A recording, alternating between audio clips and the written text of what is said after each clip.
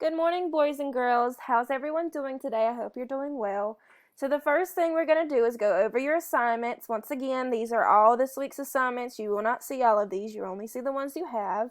So we're going to start with looking at your ELA for today.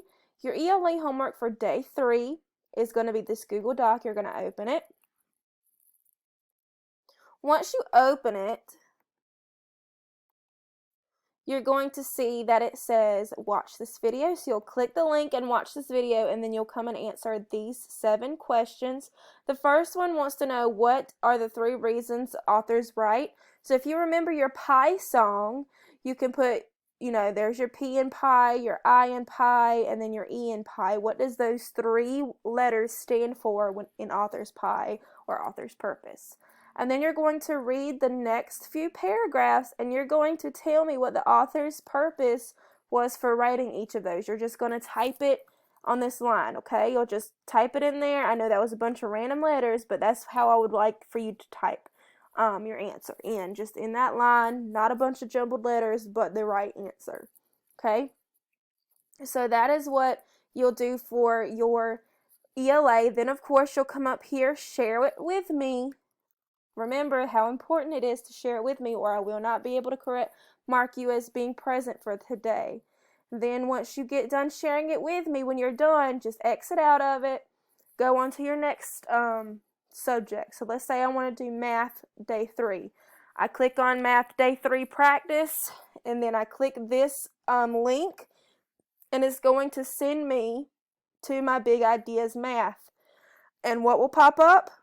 Your practice. Then you're going to do the questions. There are 18 questions.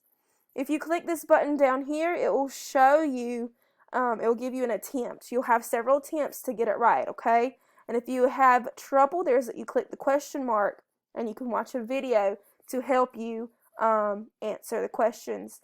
And you don't have to worry about submitting this in to me at the end. Whenever you hit next, it should automatically submit to me.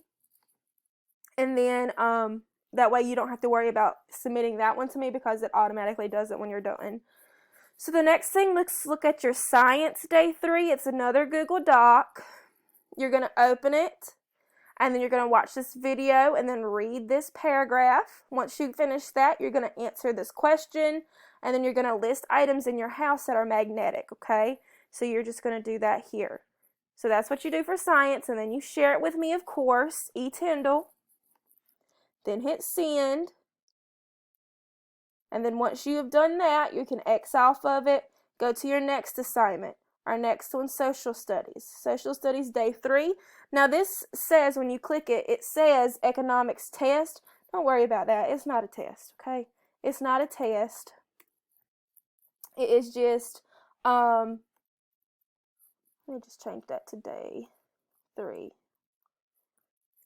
It's not a test, it's just your day 3 activity. It's got multiple choice. You're going to say, if these things are goods or services, give me examples, needs and wants, and then give me examples. And then you're going to share that with me, okay?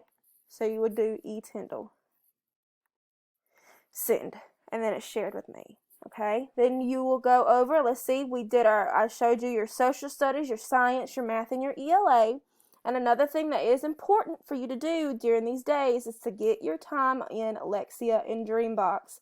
I am looking at your Lexia. I'm looking at your Dreambox. You need 60 minutes in each by the end of the week.